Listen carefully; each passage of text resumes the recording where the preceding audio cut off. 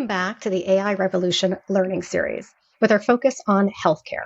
Today, our topic is responsible and ethical AI, and we have a spotlight interview with Michael Borelli. Michael co-authored a chapter in the AI Revolution book entitled Becoming AI Literate, and it presents a grounded professional lens on the human journey toward ethical and effective AI adoption. He co-authored it with another author, and they emphasize AI literacy as a leadership imperative, connecting it to responsible innovation, compliance with frameworks such as the EU AI Act, which we'll talk about a little bit more today, and also the need for a cultural mindset shift in organizations. Michael currently holds the role of director at AI and Partners, where he specializes in regulation and is based out of London. Michael, thanks for joining us today. Thank you so much for having me back, or having me first. Indeed, it's what a journey, what an amazing book, and what a group to be part of. So thank you for having me.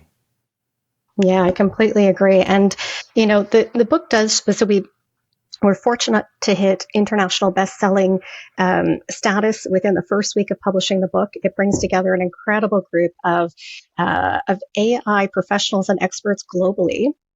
As many of you will know, I'm joining from Toronto, Canada. We have Michael joining from the UK. But adding this, reading the book is going to give you a lot of insight. But adding this bit of commentary outside of the book is a really special and important aspect that we're adding. So again, I just want to thank Michael for taking the time to share additional insights that you won't find in the book and re-emphasizing some of those that you will. Happy to do it. I think it's I think everyone's showing an interest in AI literacy, and obviously we've been covering this topic for quite some time. So my co-author and business partner, Sean, we sort of share the same views around the importance of AI literacy being the, I guess, the main pillar or main stepping stone or the prerequisite to all the sophisticated and advanced developments and innovations out there. So I think for us, we just wanted to really reinforce that point. And there's a personal maxim of mine which I've carried around me since early days at school. And I remember my first university undergrad. I remember this phrase: "Education is the emancipation of the working class." So I think beautiful. No matter, yes, there are obviously some people who dropped out of very renowned Ivy League universities and got on to do amazing things, but essentially they were educated to the extent that they knew and what to do and how to interact with the world. And we are now approaching this stage with AI and how people are using and interacting with the real world as it is now, or how it changes, is going to be very interesting. And the change in the status quo, amongst other things, is going to be I completely agree. Very, very nice framing for our conversation today and for our audience. You do in your chapter in the book, you do talk about this AI literacy as a mind shift change. So I want to get into just what does that actually look like in day-to-day leadership? How do we achieve the mind shift change, and what is it? Okay, I'll be totally direct in this. A mindset shift means, if you're doing a process now today and it's all, there's nothing wrong with it, you're just business as usual, and then someone goes, "Can we use AI to do this, optimize this?" And if you just shut them down saying, "No, I'm meeting my KPIs. Why do I need to do this? It's always worked like this. Go speak to CEO." Like, that is a close-ended mindset shift or closed-minded shift. And over time, if your competitors learn your process or develop a better process than you, then your entire competitive advantage is rendered obsolete immediately. So what that mean, having an AI first mindset in that way, is actually being able to use AI to optimize existing processes and develop new ones. And what I mean by the mindset shift is always thinking in the back of your mind, how could this be improved? What do I need to do better? Do I need to use AI for this? If not, why? And take it from my business partner, Sean, we constantly challenge each other every day. And to be real with you, it's exhausting. It's every day. It's onerous. It's do we really need to do this? And like, there's a part of you that always goes, no, you think you've got it, but it's becoming almost a survival tactic for companies, because if you're not doing it, your competitors will, and that ability to continue to think critically is going to separate you and the wheat from the chaff. And there's a reason these big companies, I'll use AWS or Amazon, whatever, as an example. They I think they say, yes, we're a big corporate, obviously, but we think like a startup. Why do you think like a startup? Because startups pretty much fight for their survival every day and have to think on their feet. The moment you stop thinking, you are essentially dead as a dodo. Okay. So that was a really clear answer, but for a lot of people listening, that's gonna intimidate them, I think.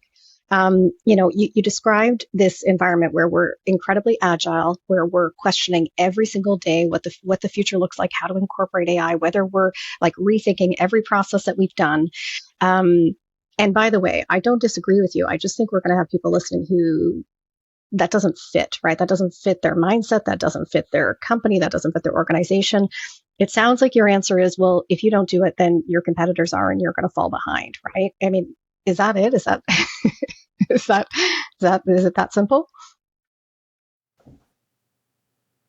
I do believe we're approaching a world where it is that simple. Because let's use real world data. So a couple of months ago, MIT released a study said 90% of startups were failing.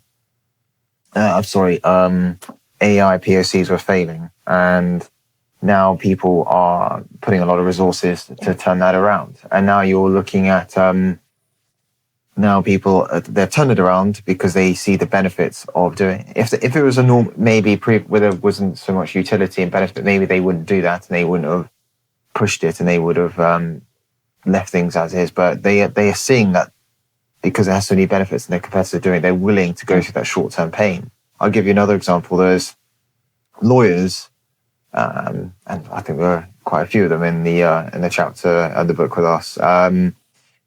Before AI, or maybe they would, and this is something I read in the FT a couple of months ago, they would have an M&A transaction deal.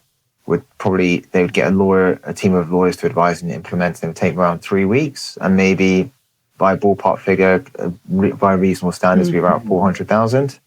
Now with AI, companies are going, okay, we can just build our own tool, something like a Harvey or something like this, for 50K, where you have control over the infrastructure.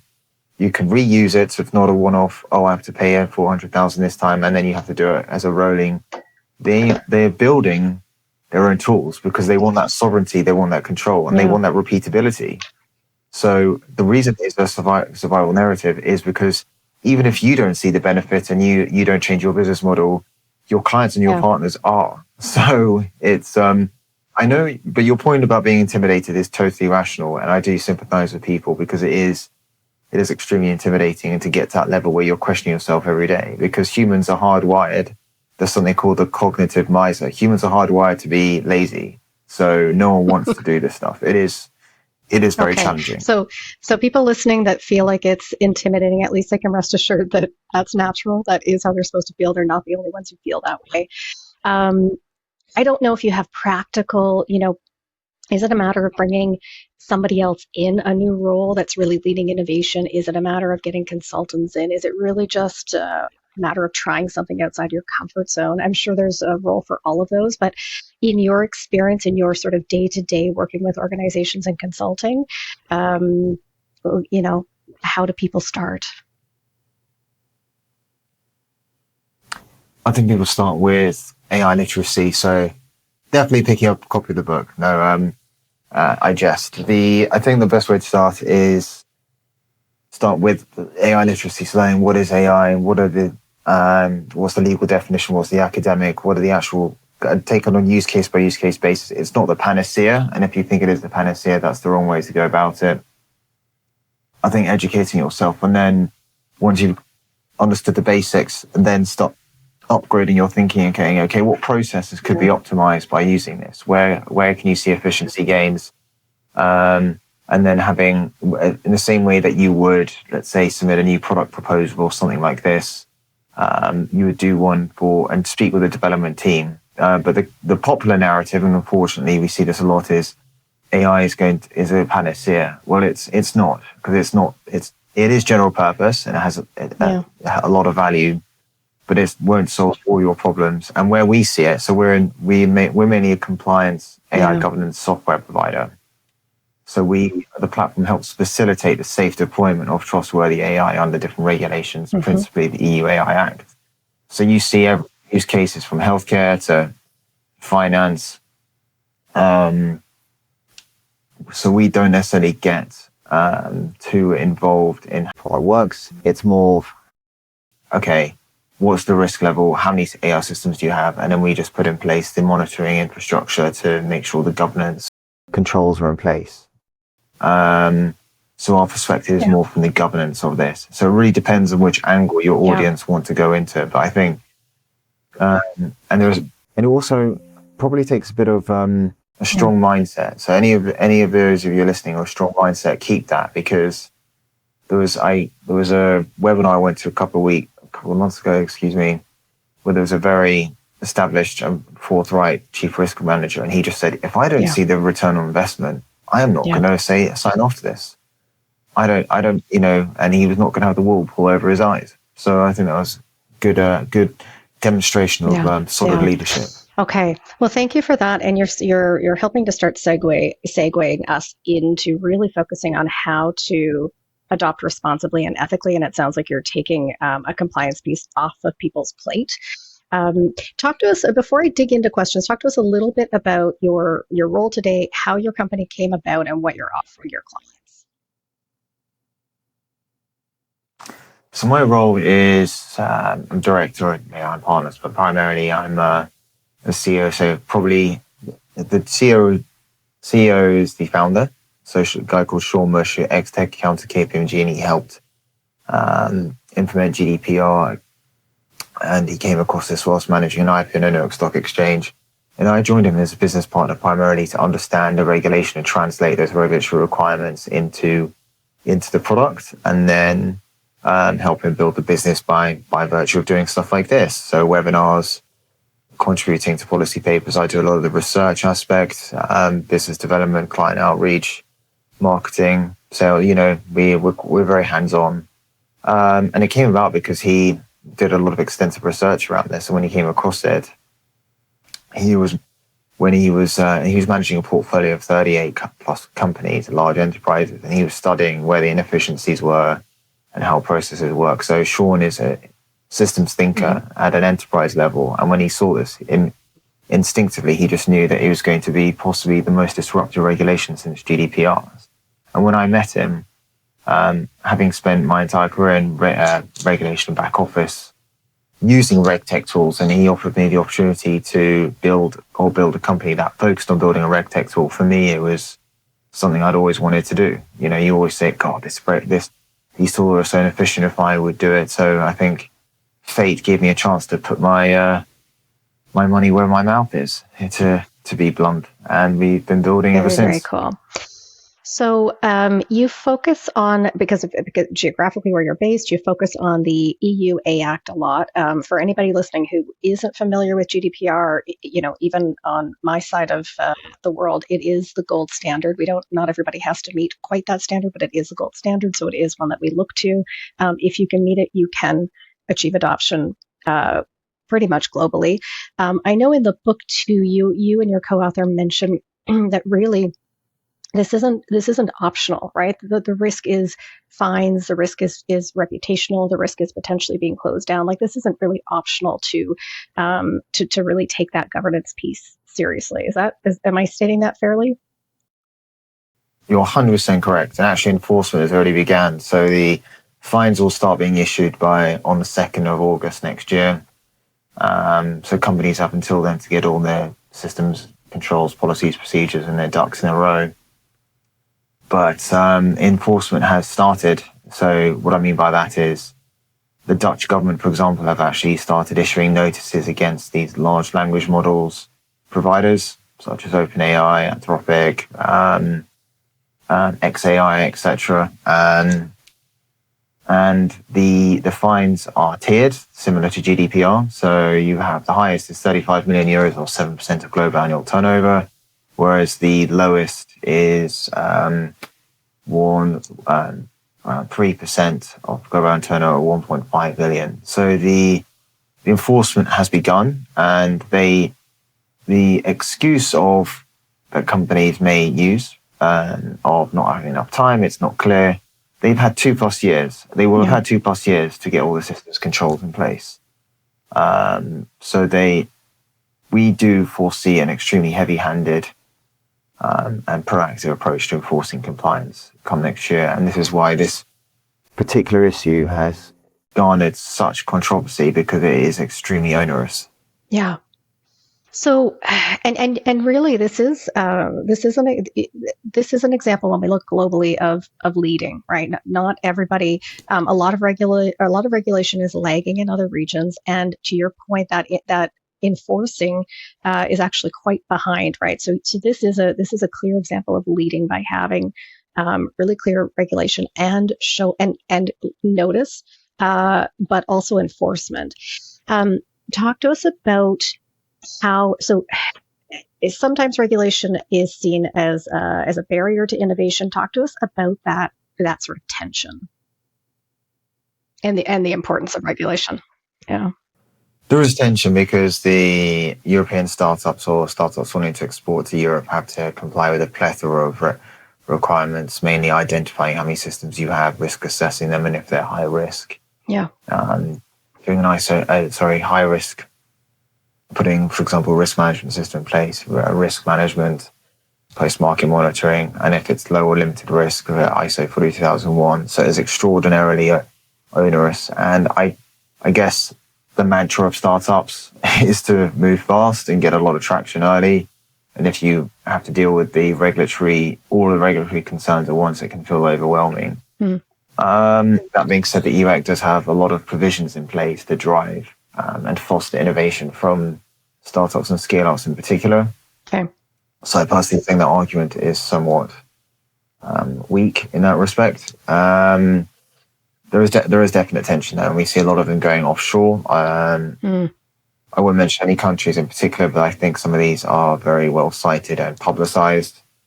And the only thing we all say is, okay, that's fine wherever you're based, but obviously if you're targeting global expansion, which I imagine they are, you're probably going to export to Europe at some stage, which is 300 million plus people. It's a pretty big and systemic market, and if you're not compliant, you will not be able to do that. It's quite simple as that. So you can run away as much as you want, but if you don't comply, then you unfortunately going to miss the boat on this one. Yeah. Fair. Okay. Super clear, super fair. What lessons would you say that the global businesses can pay attention to by looking at the EU AI Act and that regulatory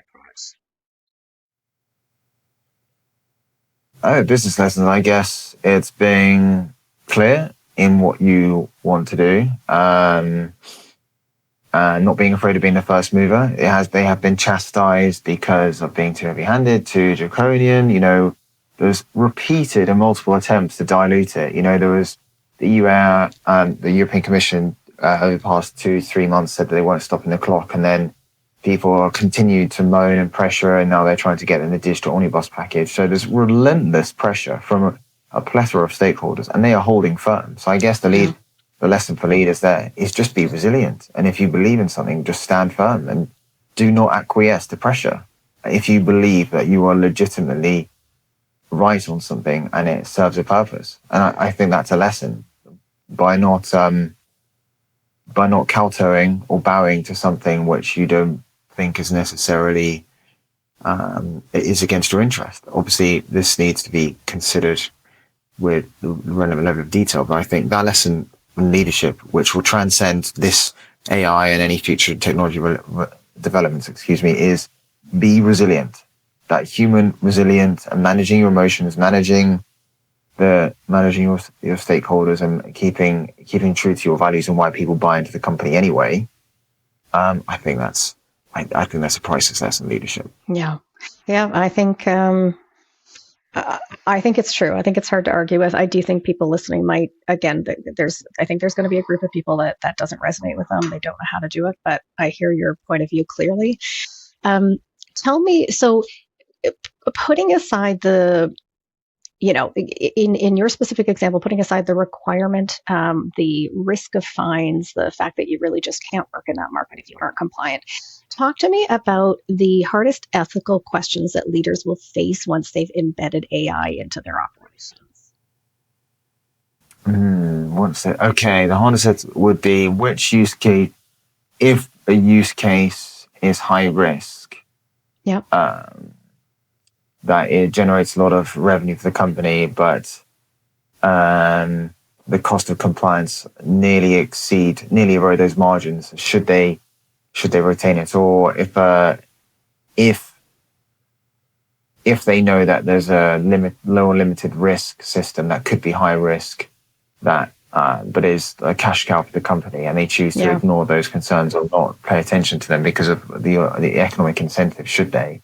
I think so. Once AI is implemented, it's a case of managing things on an ongoing basis. And if you become aware of situations and you don't flag it because of vested interest or this type of thing, that's going to be a huge technical concern. Or if there's a push to put a product to market because of competitive pressures and things move quickly, if you were doing that and you knowingly skip the requirements, I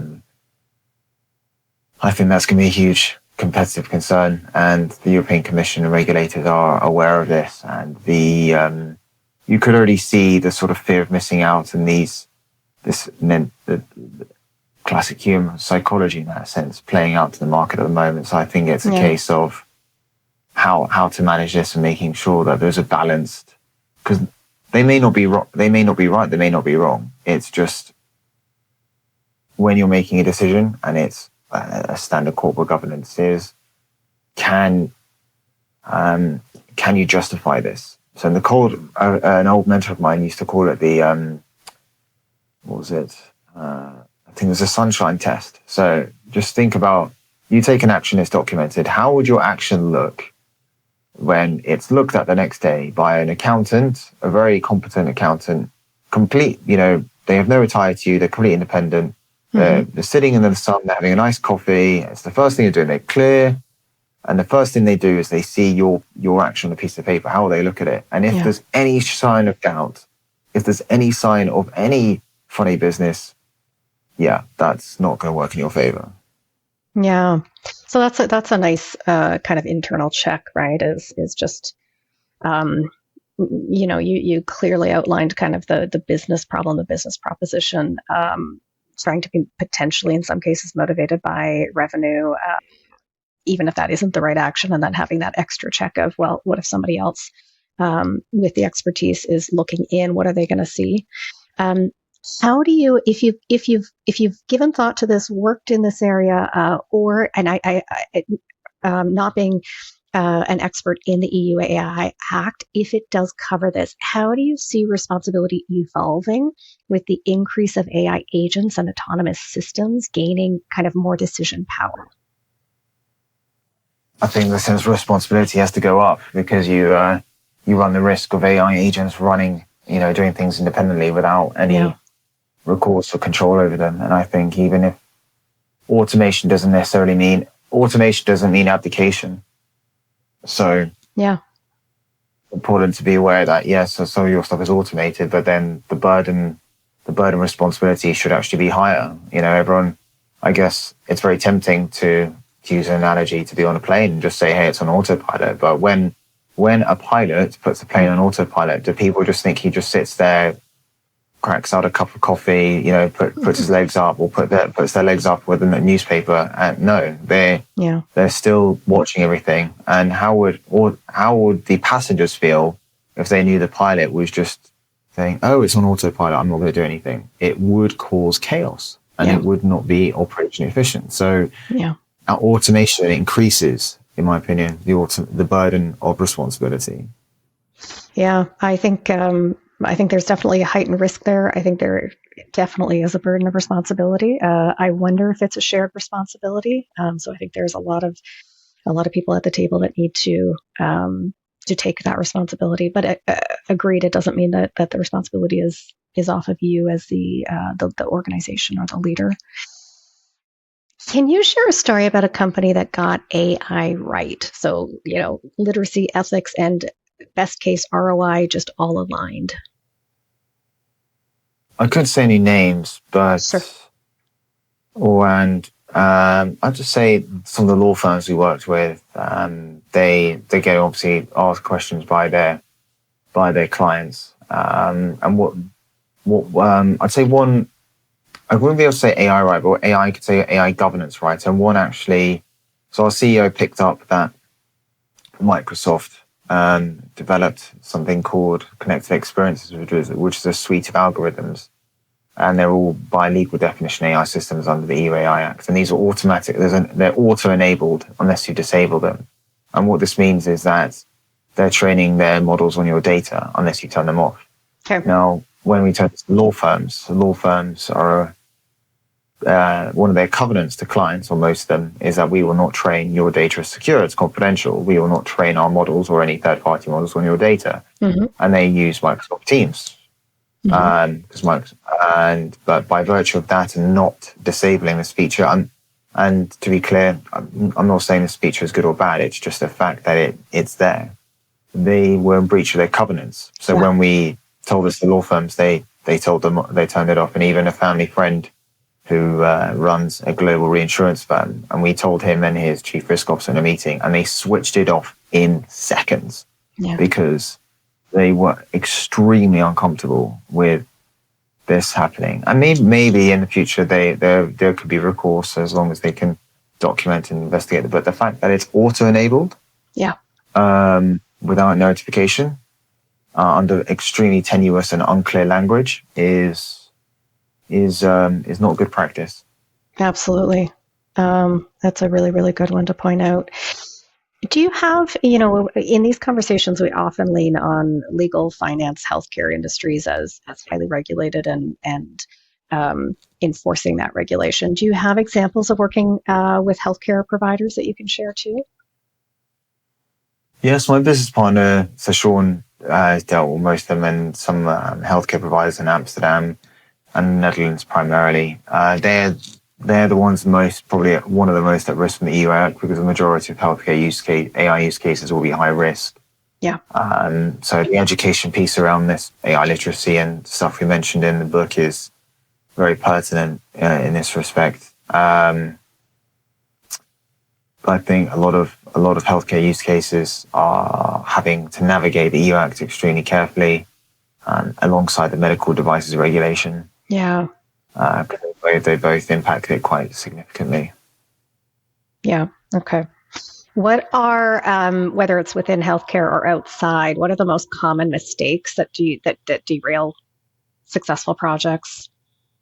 Probably moving too fast and not taking governance into consideration. And I'd say from an EU Act standpoint, it would be deploying your solution on the market, assuming that the inherent risk of because the EU Act applies on what you have and how you use it. So if you have an AI system that you believe is low risk, but then it's used in a high risk scenario, such as HR, immediately skyrockets. So I think the majority of companies are going to slip up where they deploy things, check box, it's low risk, and then it's used by someone, and this type of thing, it can be used by anyone at any time in any business function across the world. They then use it in a high risk scenario, immediately it skyrockets. So I believe this is not a non-malicious type. So this is a non-malicious accidental incident. Yeah. And of course, you can have intentional ones. So as an example, I think this is going to be extremely significant. And forgive me if I sound like the harboring of doom. It's more of the question of when, not if. Yeah. Yeah. Okay. If you could rewrite AI literacy curriculum, and maybe you get to do this a little bit in your day-to-day, but thinking about kind of tomorrow's workforce, what are key aspects or a few modules that you would insist are included? Heavily biased here, excuse the pun, AI governance. So extensive, and not just glossing over like a tick box like GDPR, which it normally gets you on in making sure that, because the term AI literacy is now being retrofitted and being used mainly for commercial reasons to cover everything. So it's being used as a clickbait for courses which are completely unrelated to AI literacy, which is a shame, but these things happen. I'll ensure that AI governance and AI legal concerns are highlighted extensively. And with respect to the actual curriculum themselves, I'll make sure that anyone who does look into this, they do the research beforehand. There are plenty of cases of people, spending resources or limited resources on these things and then being caught off guard because the material isn't substantive enough, or it's just generated by AI with no human curation. So I think we need both the curriculum can be updated, but also the means of which it's distributed. And I think, as it's a regulatory requirement under Article 4, if you can't demonstrate it, again, the sunshine test, if a regulator comes in and you just showed that you've done a course that doesn't necessarily meet the standards, that you're just going to get, it's just going to be picked up. So the move fast thing now, it's a short-term adrenaline hit. In the long term, it's really going to bite you. Yeah. Okay.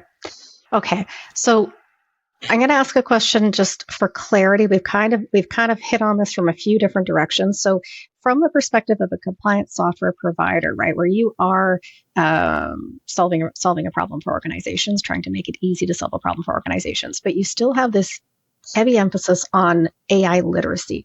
So how do those two fit together when you work with an organization? How much do they need to pre-research? How much do they need to know coming into working with you? How much do they lean on your software, but also your knowledge? Kind of, what does that look like? They do lean quite heavily, but I think that's because AM Partners have been in this field for 5+ years, and we've made sure that we cover both the consulting, training, and software. Yeah. The reason we did it this way is we knew how extensive this would be, the myriad of questions you would have. And we're obviously very happy to do this. So I'm personally going to an insurance event tomorrow and the day after, and probably get a multitude of questions. And I've done, I'm happy to give people advice when they come and ask me these things. I've gone to workshops to startups who would never have access to this type of thing, and given them a free consultation to build up that awareness. And then for the more mature organizations, we see that, for the software, it's before knowing what they have to do, and before knowing what tool to use and how to implement them, they need to know what they're doing. So that's why we see the training as the first way to build a relationship. And then if they're interested, we continue the conversation. I think one of the issues we saw with some other firms in the market is they go straight for software and then the client is like, okay, what are you talking about? This is a new regulation. It's a new market. It's totally new. And then they're being pushed stuff which they have no idea about. So Sean and I heavily believe that AI literacy is the prerequisite to this, because then it opens up conversations. And if it's now, if it's in a year, if it's in 3 years, it doesn't matter. It's about leveling the playing field, giving the client the level of understanding. And if they want to take a step forward, it's totally up to them. So again, back to the thing I said at the start, education is emancipation of the working class. And you can replace working class with consumer or stakeholder in that sense. Yeah. Excellent.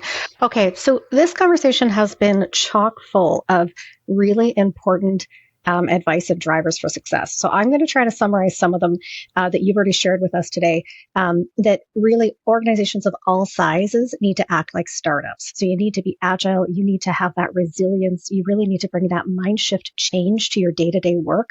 And that starts with your AI literacy.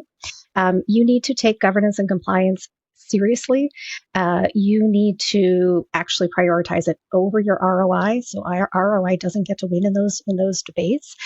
You also said it's really important. Don't rush. Use the sunshine test to have, make sure that somebody looking over your shoulder isn't going to flag something. What else did you share? Oh, really, if you don't do these things, you're going to lose out. That's been a theme over and over. What else did I miss that our audience needs to hear today? KYAI, know your AI system. Yeah.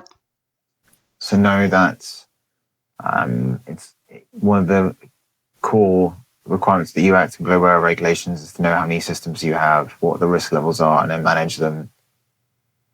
Another thing is, one of the most important thing is just be resilient and remain relentlessly curious. I'm constantly surrounded by people much smarter than myself who their insatiable appetite for knowledge and learning is incredible. And this is where you just, I guess, the resilience has to come from within. You have to come to terms with the fact that you're constantly learning, that you're never going to know everything. And I guess be humbled by that and enjoy it. And it's something which I'm continuing to work on that I do struggle with at times. So you're all of you listening, you're not alone. Trust me, you are. It is something which you work on every day, but it's no different to how if you want to learn a new skill or a new mindset, a new way of thinking. The only thing I'd caveat that this industry moves very, very quickly. So don't take too long. Make a decision, stick with it, and you'll be okay. Yeah, great words to end on. I just want to thank you, Michael, for taking the time to share your expertise with us and your experience with us today. Indeed. Stay safe. Okay, thank you. You too. Take care. And I want to thank all of our listeners for joining the AI Revolution Learning Series, where we talked about responsible and ethical AI today. I've been your host again, Carrie Purcell, and I hope you all join us for our next episode in the Learning Series.